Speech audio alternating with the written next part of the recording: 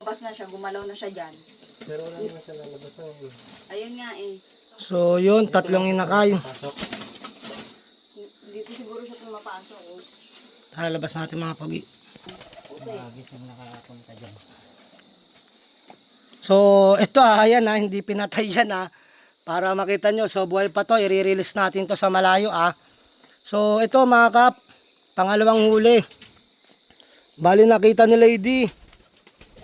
Kaya tinawag niya tayo. So makikita natin dito sa loob ang namatay sa atin ng mga inakay. So ayun isa, dalawa. So yan, tatlo mga kap. Ang pinatay sa ating mga Siya dyan kanina. nakay. Pagkabukas ko dito, tsaka siya gumalaw.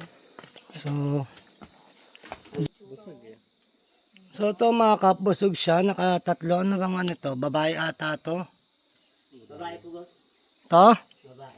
So, may anak ka kaya?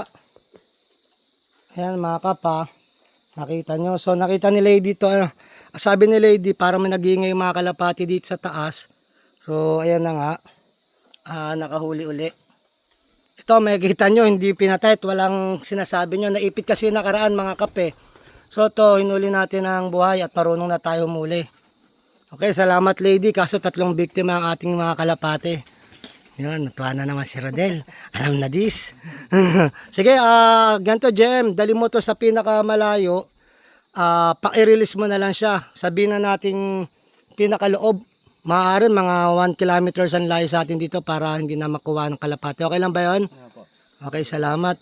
Dali mo na yan para wag nang mapag-interesan pa ng bituka. Sige, dali mo at pakawalan na siya. So papakawalan na ni JM sa malayo yan. So yan mga kap, Lady, salamat at yung instinct mo na pagana mo ngayon at ngayon nakakuha ng isang bayawak. So nandito daw kasi yung mga kalapati kanina mga kap. Nandiyan na sila, tapos nag-iingay pa, na parang nagtutulakan. Kaya binabanan niya. So nag-change costume muna siya bago siya bumaba. At nakahiga nga tayo dun mga kap. Salamat Lady. So yan mga kap, nasaksihan niyo naman ng panibagong huli. Muli po yung lingkod General Orion. Lady Orion. At taos puso po nagpapasalamat sa inyo na walang sawang panonood sa aming mga video at live. Na sana po gabayan kayo ng Panginoon, sampionan yung mga pamilya.